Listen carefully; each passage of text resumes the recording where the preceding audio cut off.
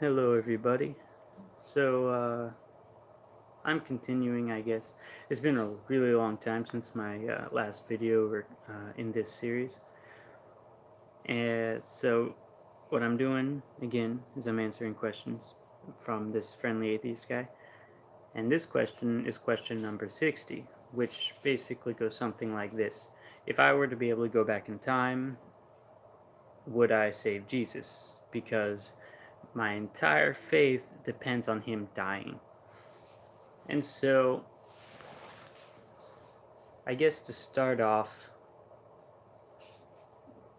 one, Peter tried that. He actually pulled out his sword and cut off some guy's ear, and Jesus said, "Hey, stop it," and said, "I have to die." And so, hey, if I were to go back, I'm sure he would probably rebuke me as well, even if I was brave enough to try to fight off 50 guards. Which, and that's another thing, I mean, if I had guns, I could take my guns over there, then maybe I'd be able to. But then on the other hand, maybe I wouldn't have that, so I would just have like swords or something, and so that would be a bit more difficult. But there's another thing. I guess I could. The short answer is basically just no, because that was tried in the Bible. If you read the Gospels, and Jesus said, "Don't try to save me." And then the other thing that I want to talk a little bit about is the idea, in a way, that Jesus has to die in order for. How can I word this? Jesus has to die in order for us to, in a way, be saved. Because it's not really that our entire faith depends on Jesus dying. Um, Christianity is basically a sect of Judaism which branched off and thought that the Messiah was Jesus, of course.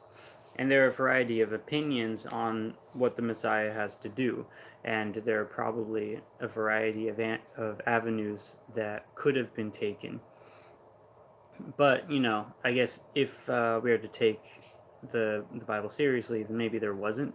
But at the time, there were theoretically a few avenues that could have been taken. For instance, the Messiah could have just come and brought the whole world uh, to subjection to Israel.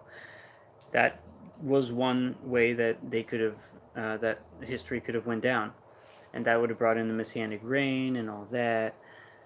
But what he had to do is he had to bring the lost tribes of Israel, back to the land of Israel, which he took a very roundabout way of doing this, because he came, he died, and then everyone was scattered.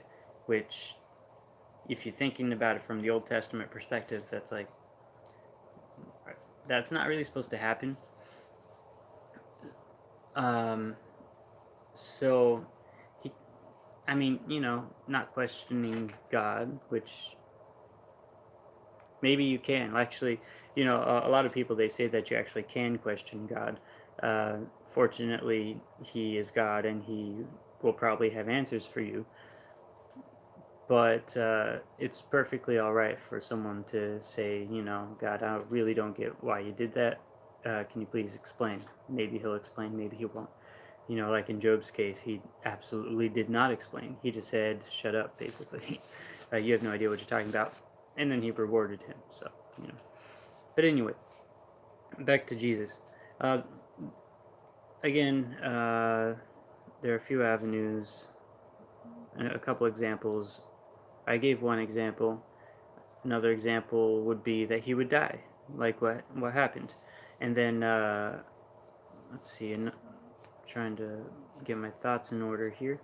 Another example might have been that he would have risen, and then even Peter says, I think it was Peter, he says, "Are you going to bring the kingdom to earth now?" And Jesus said, "No, not quite yet." After he rose again, then he ascended to heaven, and we've been waiting for him since.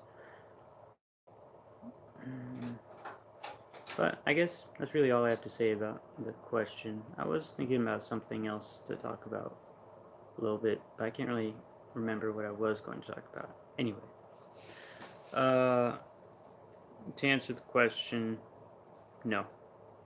I mean, I might try, but in the end, no, it wouldn't work. Are you talking to someone?